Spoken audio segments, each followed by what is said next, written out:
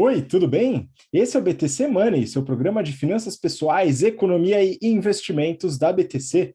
Meu nome é Gustavo Habib, eu sou instrutor de negociação e comunicação da BTC, e no episódio de hoje falaremos sobre inflação, juros e o preço dos ativos. A gente vai comentar sobre possíveis elevações na inflação global, não só brasileira, né? Movimentos possíveis nos juros também, e o que acontece com o preço dos ativos no mercado. Isso pode afetar o seu rico dinheirinho aí que está sendo depositado para você conseguir a sua poupança e também, né, outras consequências econômicas que a gente pode comentar aqui também. Para me acompanhar nesse episódio, estou com meus caríssimos colegas de bancada, Rafael Lopes, instrutor de risco, performance e renda fixa do General Finance Program. Fala, Rafa. Fala pessoal, prazer estar com vocês novamente. Estamos com inscrições abertas para o GFP e também para o curso de Value Investing que começa logo logo, né? Pois é, então você que está ouvindo a gente pelo BTC Cast ou assistindo pelo YouTube, se tem interesse em se desenvolver tanto na carreira no mercado financeiro, né, trabalhando temas de renda fixa, renda variável, derivativos, dentre outros, e também para você que quer entrar de fato no value investing, né, então investimentos em valor, análise de ativos de renda variável, né, a gente fala aí de análises fundamentalistas, enfim, o curso está bem completo e as inscrições estão abertas. Aproveita que o curso começa já em janeiro, tá? O link está na descrição aqui desse episódio. E com a gente também, Marco Barros, instrutor de investimentos, nosso curso de business. Fala, Marquinho. É isso aí, mestre Habib, mestre Rafa, é sempre uma honra, um prazer estar aqui com vocês nesse episódio de número 96 do nosso BTC Money. Vamos que vamos, Habib.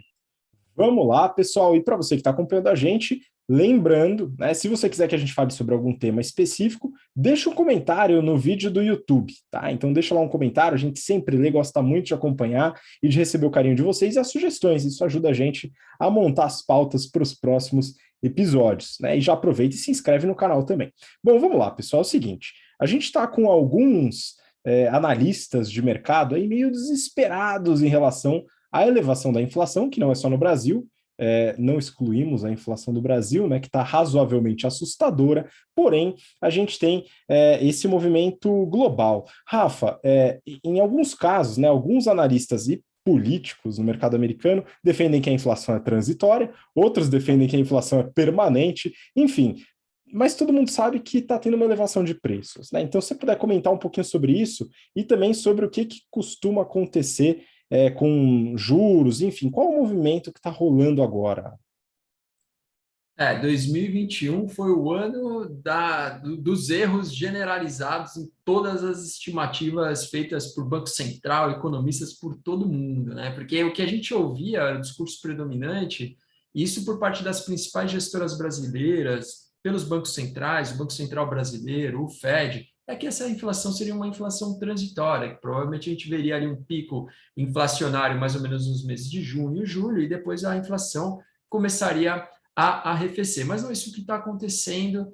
A inflação está bastante alta, tanto no Brasil quanto também no exterior, né, no mundo desenvolvido. Isso se a gente leva em consideração o padrão histórico, ou seja, compara a inflação de agora com a inflação dos últimos anos. A inflação nos Estados Unidos, por exemplo, no mês de outubro, tem batido recordes históricos, o que nos leva à seguinte preocupação: será que a gente está saindo daquele ambiente de inflação muito controlada no mundo inteiro para um ambiente que essa inflação vai voltar a acontecer? Uma das coisas importantes e que tem muita influência sobre a inflação é o fator expectativa.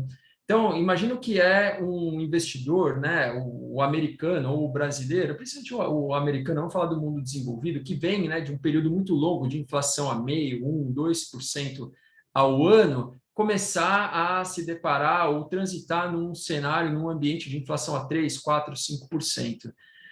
Leva um tempo até que essas expectativas passem a ser incorporadas, ou seja, que o comportamento da sociedade, daquele país como um todo, comece a levar em consideração uma inflação mais alta. Mas se isso acontecer, a gente corre o risco de que essa inflação se transforme efetivamente numa inflação mais persistente, que a gente comece a ver níveis de inflação mais altas persistentemente num horizonte mais longo, né?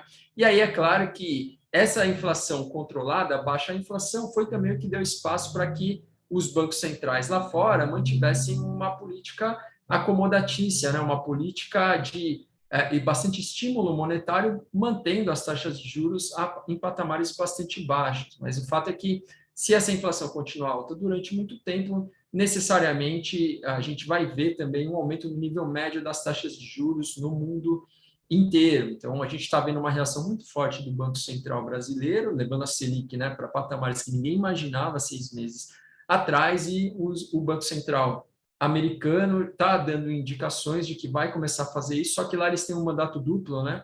Que é a meta de inflação e pleno emprego. Quando chegar lá no pleno emprego, que deve ser alguma coisa mais para meados de 2022, provavelmente eles vão começar também a subir as taxas de juros. E aí isso, obviamente, vai ter um impacto sobre todos os mercados, sobre os mercados financeiros mundiais.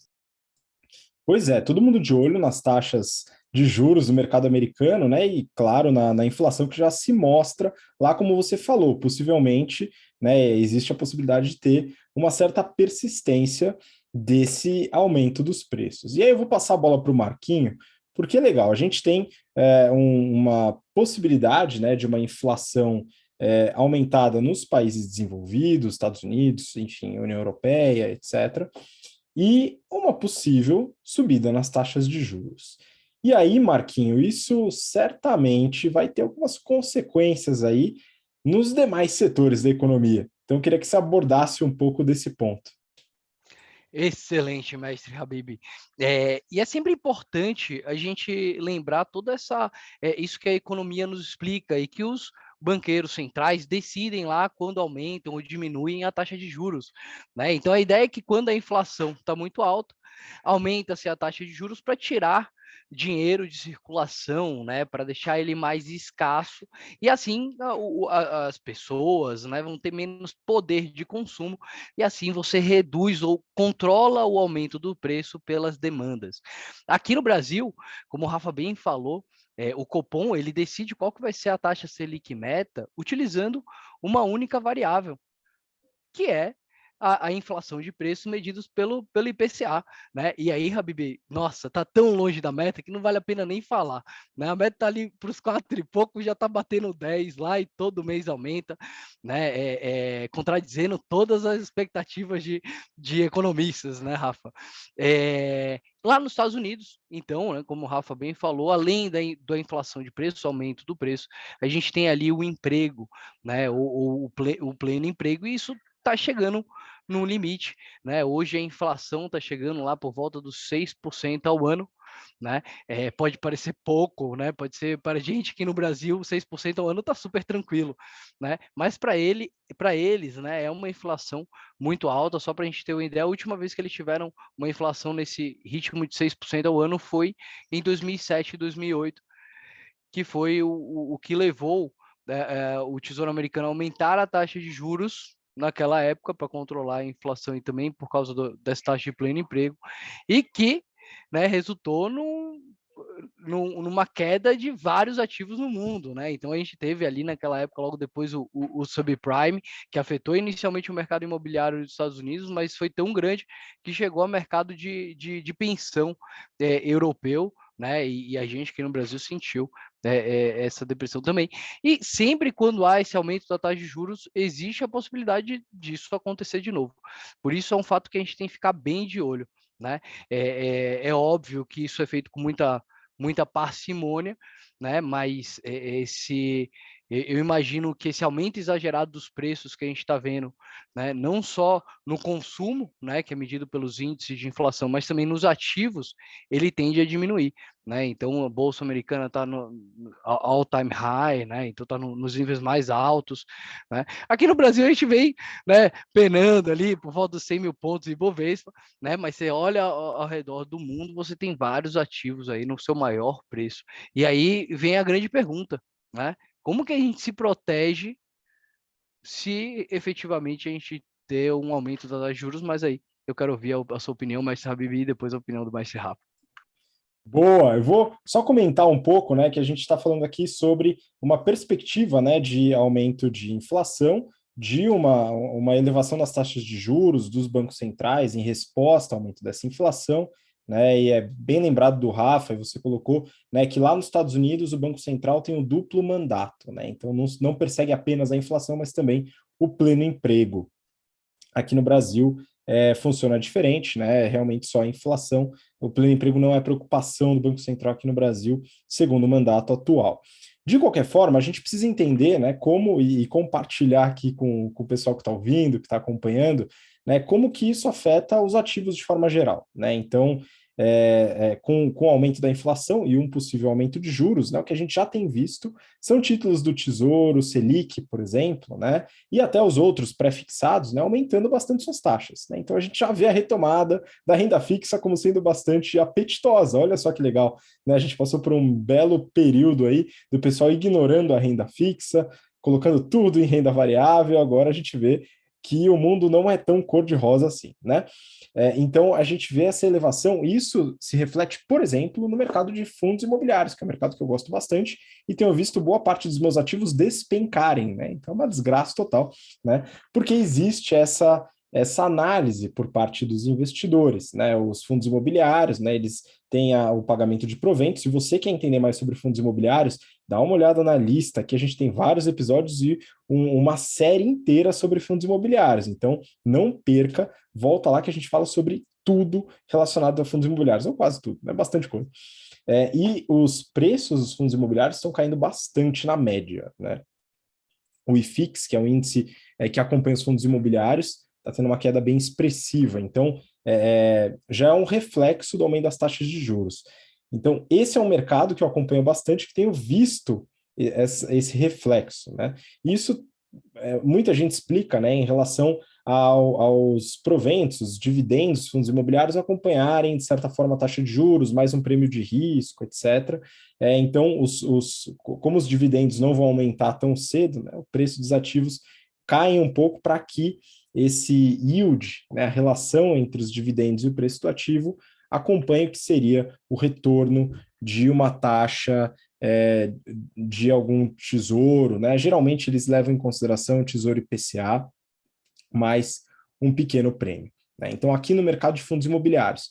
Mas também a gente pode observar o mercado acionário começando a se preocupar, né? As ações das empresas, porque muitas vezes, quer dizer, no caso, o valuation das empresas é sempre afetado pela taxa livre de risco, né? A gente fala da taxa de desconto. E eu vou passar a bola para o Rafa, né? O Rafa pode comentar sobre a preocupação no mercado de ações, né, nas empresas, mas também quero que a gente comece a falar um pouquinho sobre criptoativos, porque é uma coisa que as pessoas têm pensado aí como uma possibilidade para se proteger da inflação. Então, vamos lá, Rafa. O impacto sobre o mercado acionário ele se dá de várias maneiras, né? Acho que a gente primeiro, para entender um pouco do que pode acontecer, tem que andar um pouquinho para trás e lembrar do cenário que a gente atravessou por um curto período de tempo, né, com Selic muito baixa. O que acontece quando a renda fixa vai para níveis que a gente viu recentemente, uma Selic a 2%, mesmo quando você olhava para o pré-curto ali, ou pré de médio e longo prazo, estava falando de taxas em torno de 4%, 5%, não passava de 6%, o juro real em torno de 2%. Bom, isso faz com que boa parte do fluxo migre para a bolsa, para a renda variável, e, entre outras coisas, faz com que o volume de follow-ons, IPOs, cresça bastante, porque as empresas que já têm capital aberto, elas aproveitam o preço alto da ação para fazer novas emissões, então ela aumenta a oferta de ações. E as empresas de capital fechado, eventualmente, vão fazer uma abertura se aproveitando daquele bom momento do mercado e coloca mais ação no mercado também. Então, você tem um grande aumento da oferta, né, de ações, o que naquela relação oferta e demanda faz com que, obviamente, na média, se você mantém uma demanda constante, o preço, com a oferta aumentando, tenderia a cair. Não acontece isso porque a taxa de juros baixa faz com que o fluxo de recursos continue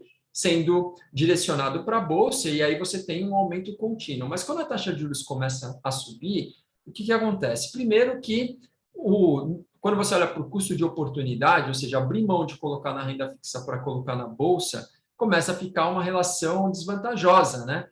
E boa parte dos investidores joga o dinheiro para a renda fixa buscando uma melhor relação risco-retorno, e você tem menos demanda na bolsa. Menos demanda na bolsa, com aquela oferta excedente que aconteceu nos períodos recentes, você tem uma queda das ações de uma maneira geral. Além disso, a gente tem que entender também as causas desse aumento dos juros, né? Que é a inflação. A inflação, quando ela aumenta, ela machuca muito setores como o varejo, por exemplo. Olha para o resultado de Magazine Luiza, Lojas Renner, né? Via, assim, tá uma sangria. A Magazine acho que chegou a perder 30 e poucos por cento de valor de mercado em 3, 4 dias, aí depois que soltou o resultado do terceiro trimestre. Mas já estava caindo por conta de uma inflação mais alta, né?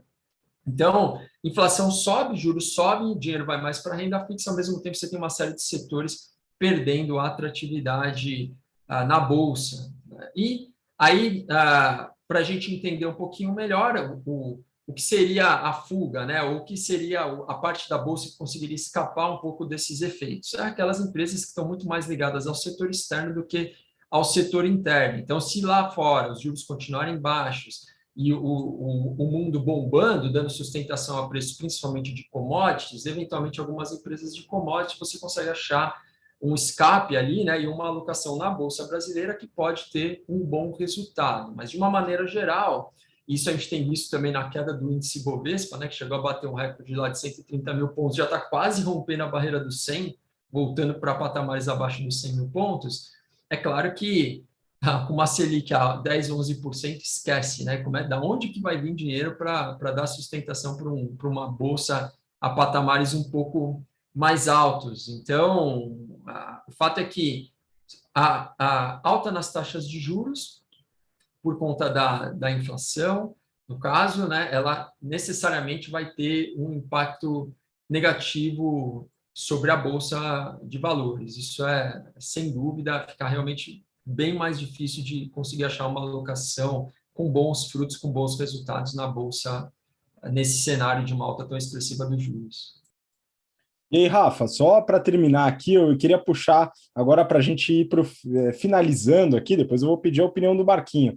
Criptoativos, né? Algumas pessoas observam nos criptoativos uma certa proteção contra a inflação, né? Então eu queria que você só introduzisse o assunto para depois a gente passar a bola e a dor de cabeça para o Marquinho. O criptoativo ele é visto muitas vezes como uma alternativa à moeda fiduciária, ou seja, em ambientes de muita inflação, a moeda fiduciária, o caso do real, por exemplo, perde valor, né? E aí você enxerga no criptoativo uma alternativa para que você não consiga preservar o poder de compra, né, do seu patrimônio, vamos dizer assim, do seu recurso. Ainda que o criptoativo, ele, apesar de ter essa concepção, essa ideia, ele tem muita volatilidade também, né? E a gente não pode esquecer uma questão importante, que o criptoativo é uma moeda, vamos dizer assim, né, ou um pretendente a uma moeda, ou vai se estabelecer cada vez mais como uma moeda, mas ele também é denominado em dólar, ou seja, até o Bitcoin é denominado numa moeda fiduciária, que é o dólar. Então, posto dessa forma, para que você compre o Bitcoin, você precisa ter dólar, né? E aí, obviamente, quando você tem um volume maior, ou seja, uma oferta monetária maior de dólares ou de moeda no mundo de uma maneira geral, você vai aumentar a pressão de demanda, a pressão compradora sobre o criptoativo também, porque você tem que ter o dólar para comprar o Bitcoin, né? Ou você precisa ter alguma outra moeda para comprar o Bitcoin. Então, isso faz com que, quando você tem aumento da oferta monetária, como eu mencionei, tem aumento da demanda. Por outro lado, para você aumentar a oferta do criptoativo, você tem uma série de limitações, porque o custo, né, em geração de energia, o custo que você paga de energia para gerar o criptoativo, ele é cada vez maior, portanto, você acaba tendo um cap, um limitador na oferta do criptoativo. Então, se você tem muita demanda por conta de muito estímulo que está acontecendo no mundo, né? E pouca oferta, naturalmente, vai acontecer o que a gente viu, que foi o Bitcoin, por exemplo, saindo de 20 mil dólares para 60 mil dólares, com todos esses estímulos monetários. E aí vem a questão, né? Alta de juros diminui a oferta monetária porque você diminui o multiplicador monetário, então você tem menos crédito na economia, portanto você tem menos moeda. Ao mesmo tempo, você aumenta a atratividade da renda fixa. Então, quando você diminuir a oferta, a questão que fica é: Qual será o tamanho do impacto que isso vai ter sobre os criptoativos? Certamente vai ser menor do que o impacto sobre bolsa, por conta dessa questão da oferta. Como a oferta de criptoativo é mais contida, você, mesmo diminuindo a demanda, então, sobre eles, como a oferta é mais contida, você vai mais ou menos manter o equilíbrio. No entanto, pode ainda assim ter um efeito de queda, né, desses níveis recordes que a gente viu. O Bitcoin chegou a bater, se não me engano, US$ 69.000, voltou para 59 mil. Se a gente está na iminência de uma alta das taxas de juros nos Estados Unidos, se os juros subirem lá, fica a questão, né? Será que o Bitcoin vai cair? É pouco, muito? Será que ele volta para US$ 30.000 ou não? Vai ficar mais ou menos ali de lado, enfim. Mas alta no juros certamente vai ser um vetor, né, para queda nos preços das criptomoedas. Pois é, e fica a pergunta para o Marquinho. E aí, Marquinho, o que será que a gente pode esperar de criptoativos no ambiente inflacionário e com elevação de taxas de juros, hein? É uma excelente pergunta, né? E eu concordo com o Rafa, né? Eu acho que havendo aí um aumento de taxa de juros, tirando o dinheiro do mercado, você vai afetar o preço de todos os ativos, incluindo o preço dos criptoativos, tá? Então, eu acho que num primeiro momento você tem aí uma queda geral, como normalmente acontece nessas crises que tendem a acontecer a cada 10 anos, né? No mundo, né? Aqui no Brasil parece que todo ano tem crise, né? Mas aqui estamos falando mais de uma coisa mais mundial, né? Então eu concordo com o Rafa. E aí eu acho que, inclusive, caindo, acho que é uma excelente oportunidade de colocar um pouquinho na carteira, porque num cenário inflacionário, né? Então eu acredito que um dos motivos pelo qual a gente tem inflação de preços, e na minha opinião o mais forte dele, é por causa do aumento do dinheiro, né? Então, quanto mais dinheiro circulando, maior tende a ser o preço geral das coisas, né? E a inflação de preços é medida justamente nessa variação de quantidade de dinheiro circulando. E eu não vejo, mestre Habib e mestre Rafa, nenhum tipo de perspectiva no mundo dos governos pararem de imprimir dinheiro, né? Então, eu acho que nesse sentido, se a gente for calcular as coisas nas moedas fiduciárias, a gente realmente sempre vai ter uma percepção de inflação de preços, ou seja, sempre a moeda fiduciária vai estar valendo cada vez menos, né? Enquanto você tem alternativas hoje digitais que a longo prazo eles evitam esse risco do aumento efetivamente da quantidade de moedas, né? Então eu acho que moedas grandes podem se consolidar nessa hora, como Bitcoin, Ethereum, mas é óbvio, tá? Que nesse mercado aí tem muita coisa que vai cair e vai cair demais, né? Eu vejo umas doideiras de não tradable funds que eu fico, meu Deus do céu, né? Um ativo digital valendo uma vida de trabalho, né?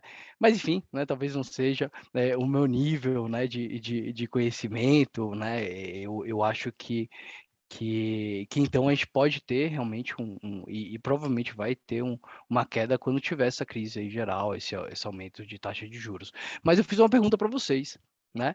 Se tudo vai cair, como que eu protejo o meu dinheiro, né?